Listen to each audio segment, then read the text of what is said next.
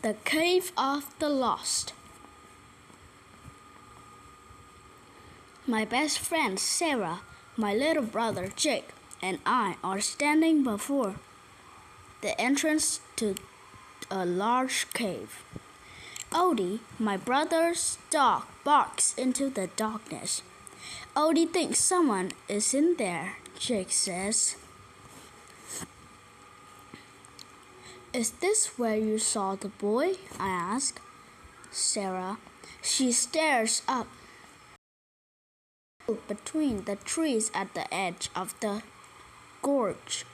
I think he was standing right here, waving, she replies. We're not going in there, are we, Quinn? You're the only one who saw the mysterious boy waving at you. You're the one who had us leave the picnic and climb all the way down to the bottom of Phineas' Gorge to help him. Now you don't want to go in. That's the Cave of the Lost, she cries. What kind of ridiculous name is that? I ask. I bet your aunt told you about it.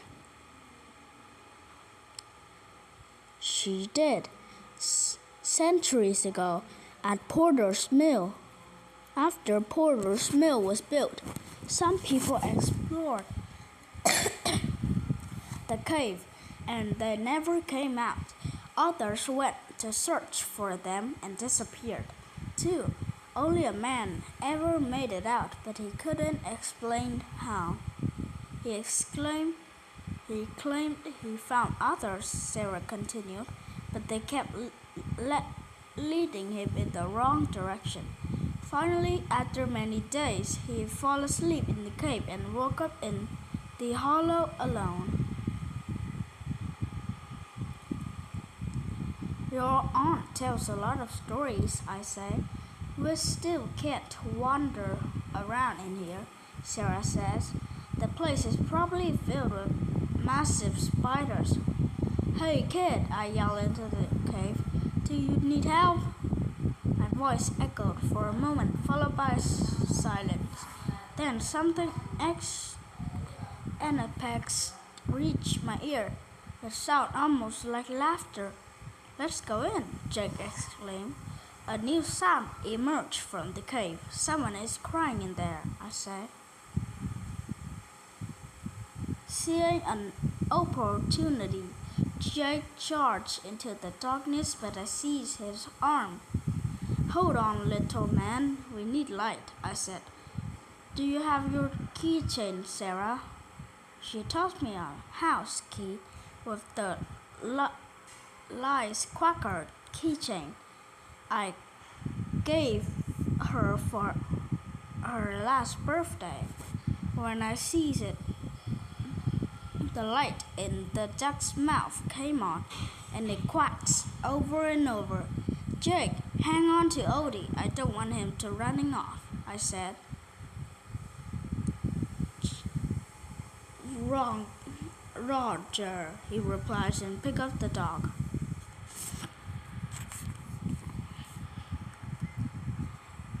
I took a few steps inside, shining the light at the quacks echoed around us.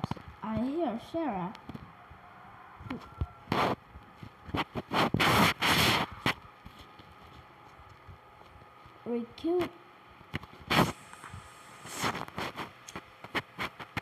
reluctantly follow.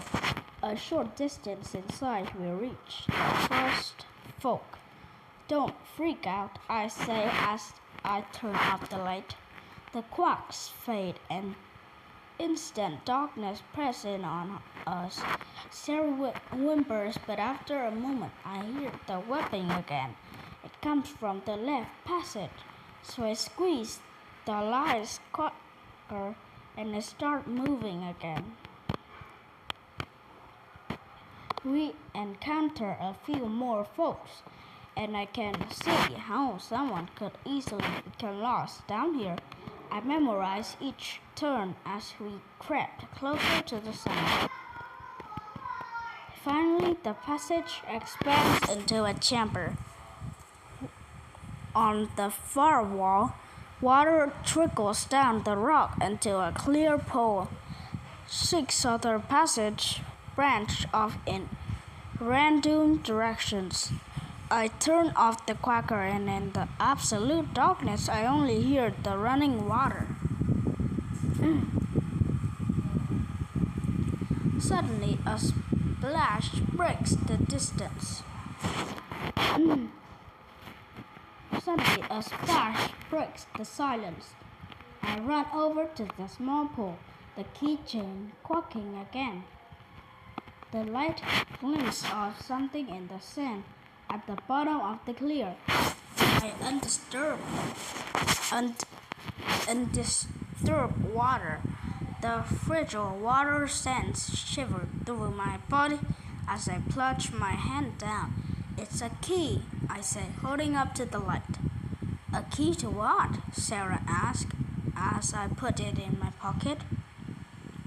Laughter erupts all around us at once. Children's laughter. Sarah screams, and I drop the quacker, tumbling us into blackness. I grope for it as the laughter continues to grow. A small hand grasps mine and jerks me away. Stop it, Jake, we need light. Finally, I feel the keychain and the light blossom fill the room. Sarah stands a few feet away from me, and Jake stands behind her, holding Odie. Jake, did you grab my hand? I asked. The laughter is still there, getting louder. Let's get out of here, Sarah yells as she bolts for one of the passages. This one, I yell, realizing I'm pointing to the one I had been pulling toward. I followed the turn I memorized as the laughter shadow was echoing through the passages. After the last turn, I expect to see the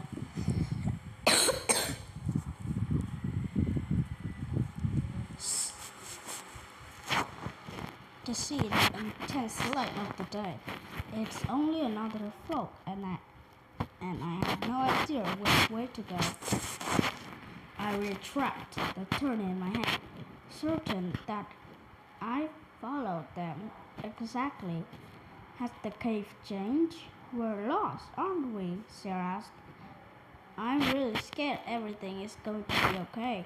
I turn off the light, hoping to hear the gurgling river. The laughter grows louder. It seemed threatening, almost menacing. But then I heard the sound of someone running away to my right. I turn off the light and look around for Chuck. He stands between Sarah and me. Did you hear that? I asked. The footsteps? Sarah replied. I thought that was you. I shake my head and Sarah's eyes widen. We should follow them, I say. They could be trying to make us more lost. I don't think so, I say, and started walking. We come across more folks, and each time we stop to listen. The footsteps come again and again, leading us away from the laughter. Suddenly, we come to the mouth of the cave. The light is painfully bright, but we run into it, laughing. Sarah tugs at my shirt. Quinn, look, she says, pointing up through the small hole. There, looking over the edge of the gorge. In the distance, figured a small boy. He was waving down to us. He looked very familiar, but I can't explain why.